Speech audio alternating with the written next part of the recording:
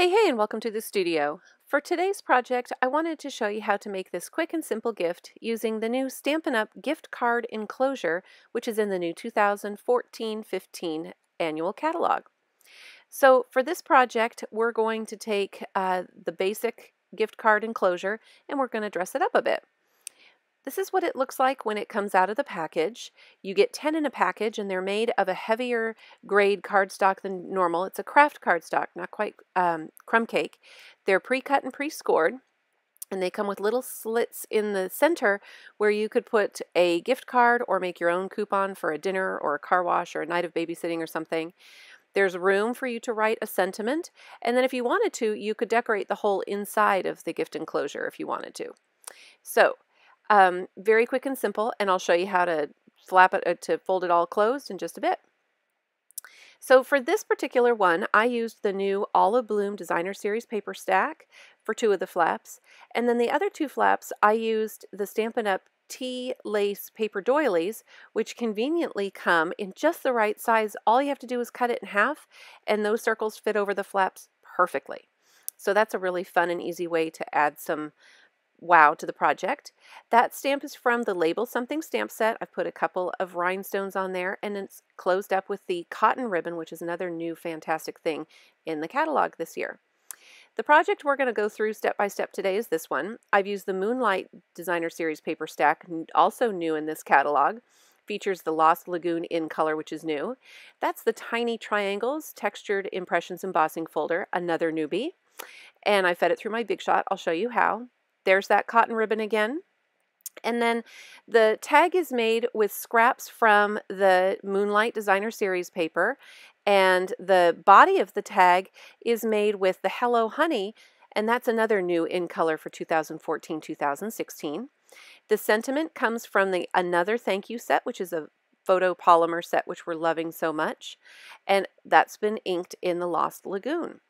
So let's get started.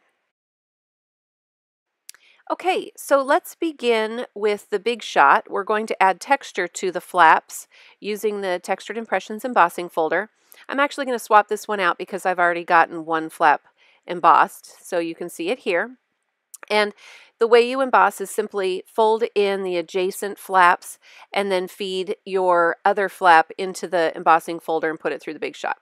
I'm going to freeze this real quickly to talk to you about the different types of texture you can achieve with this folder. On the right hand side is the kind of texture you achieve if the Stampin' Up! Logo is in the bottom right corner of the folder when you feed it through your Big Shot. The other texture shows the triangles raised, and that happens if you put the Stampin' Up! Copyright in the bottom left corner. All I'm doing is flipping the embossing folder over when I put the cardstock in and feed it through the Big Shot. So you can get 2 different types of texture depending on how you feed that through the Big Shot. Now I boo-booed on the one on the left there, and so you'll see I drew a line along the score line so that you can see how far I feed that into the embossing folder. I want that score line to line up just beneath the design of the embossing folder, and that lines up beautifully. Now I've fed it through my Big Shot. Please forgive that rough transition there. And here we go. So now it's time to add the Designer Series paper to the other flaps. So I've used my Big Shot again because it saves me a little work. I cut a circle using my Circles Collection framelits. It's the biggest circle that's not a scallop. It's the second to largest framelit available in the set. The next size down is a wee bit too small, and you actually end up seeing the gift card enclosure. So we use the biggest circle that's not a scallop. It turns out to be just over 4 inches in, diameter. And so I am going to cut it in half using my trimmer, and I'm just going to line this up since it's got those lines in the Designer Series paper. I'm going to line those lines up with the grid lines on my trimmer so that it's nice and straight. It's going to be just about the 2-inch mark where I put that line, and because those halves are a little over 2 inches wide. So then I'm going to add some snail adhesive to the gift card enclosure there. You'll see me do it in a really awkward way here. I'll figure it out in a minute, but it's important to put a line of the snail down along the crease, or the score line rather. And then I'm going to add it to the edges, and I was having trouble there. And finally you'll see me figure it out here. Ah, yes, leave it folded out like that and it's perfect. You line up the edge of your designer series paper with the score line of the gift card enclosure, and I'm going to use my bone folder to burnish there to really get it down. And then you'll see how much simpler this is for me now that I figured this little piece out.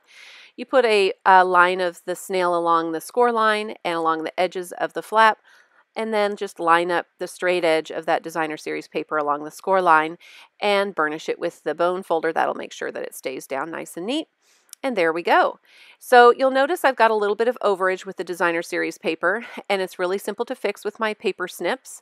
So I'm just going to take those embossed flaps and hold them in, and then I'm going to use the gift card enclosure to actually guide my snips. I'm not going to cut the craft cardstock, but it makes for a nice little edge to put my blades against as I snip, and I just come around here, and please forgive again that tight focus again, but you can barely see me get that little scrap off, and then I'll do that again.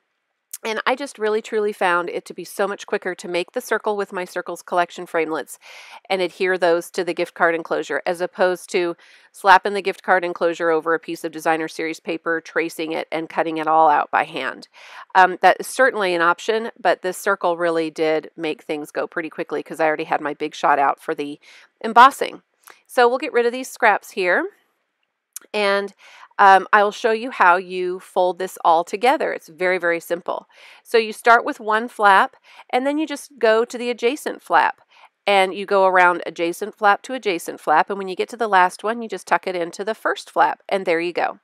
And this would make a fun place card or place setting gift at a dinner party. You don't have to have ribbon to hold it closed. But in this case, I am going to use some of that yummy new cotton ribbon from Stampin' Up. This is the Whisper White, and I'm going to give myself a length here, and then I'm going to feed through the little tag that I made.